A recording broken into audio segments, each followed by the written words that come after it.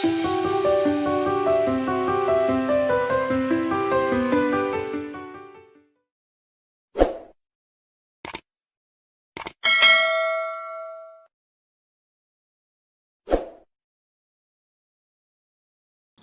araw mga ka-YouTube. Nandito kami ngayon sa Abu Dhabi Airport. Taghahanda kami papuntang Yerevan, Armenia. So, tayo kami ng flight. Alas 7 ng umaga ang flight namin papuntang Yerevan. Nakikita nyo ngayon ay Abu Dhabi Airport. Bago na yung airport ng Abu Dhabi ngayon.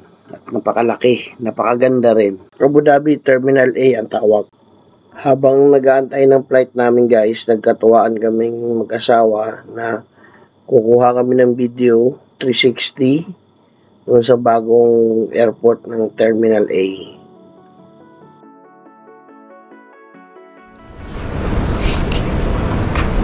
We are here at Abu Dhabi Terminal A. It's new airport, guys. Wait, we'll take picture pa. Nagutom kami pagkatapos namin mag-picture at mag-video ng 360. Kaya sabi namin, kakain muna kami. Pumunta kami sa taas, kumain kami sa food court nila. Na masarap naman yung pagkain nila, kaso yun nga lang, medyo may kamahalan. Pero okay na rin, nabusog kami.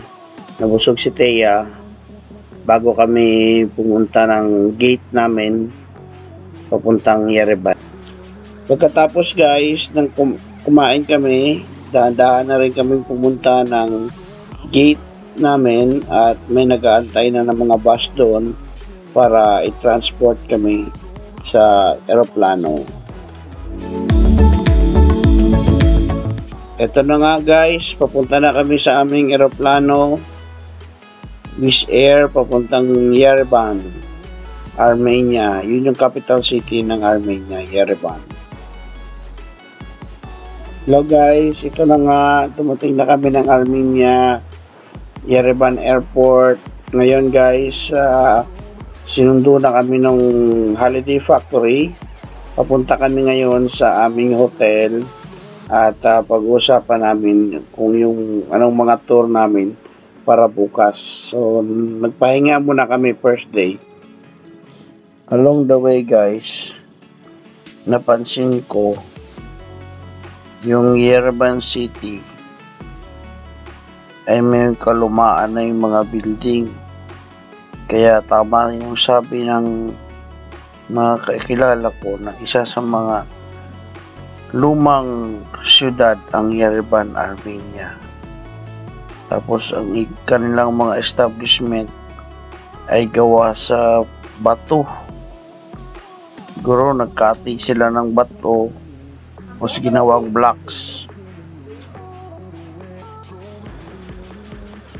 Ito na po mga kaibigan, nasa center na po kami ng Yerevan.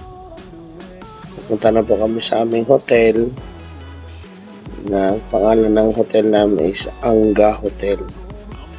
Pinabaktas na po namin yung daan papuntang hotel. Galing po kami ng airport.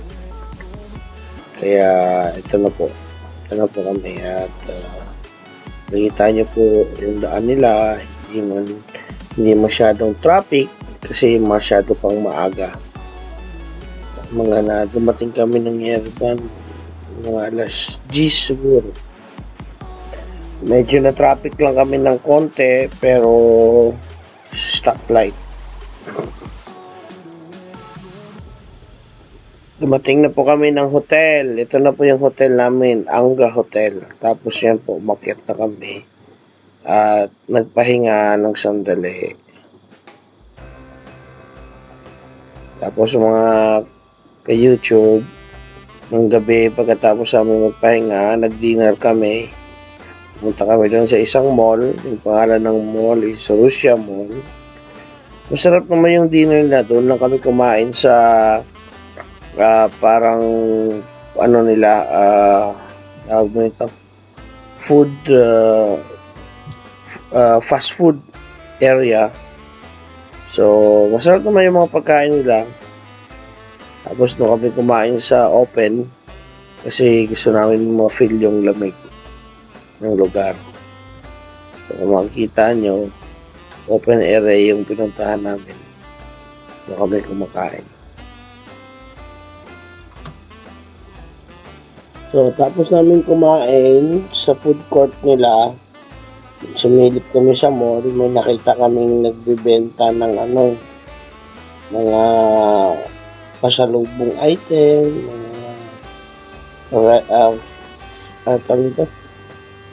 remembrance. Dumaan kami. Tumingin kami. Bumili rin naman kami ng mga remembrance. Kaya para hindi masayang araw namin, so inuna na namin dahil ang tour namin bukas pa naman. So namili na lang kami ngayon ng magagandang remembrance. So ako may kinuha akong relo, at tapos yung simbahan, isang simbahan na parang inukit.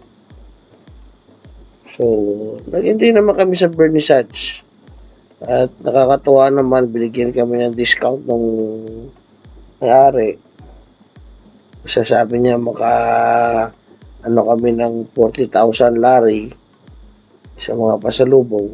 Good naman siya. Hello mga ka-YouTube. Nandito na kami ngayon sa unang spot ng monastery na pupunta namin. Ang pangalan ng monastery ay Kurberak. Nasa paanan to siya ng Ararat Mountain na malapit sa border ng Turkey. Sa ngayon mga ka-YouTube, paakyat pa kami, pupunta doon. Ito nga palang Kurberak Monastery. Merong dungeon. Meron silang dungeon. Isa ata sa kanilang hari dati ay kinulong dito sa dungeon.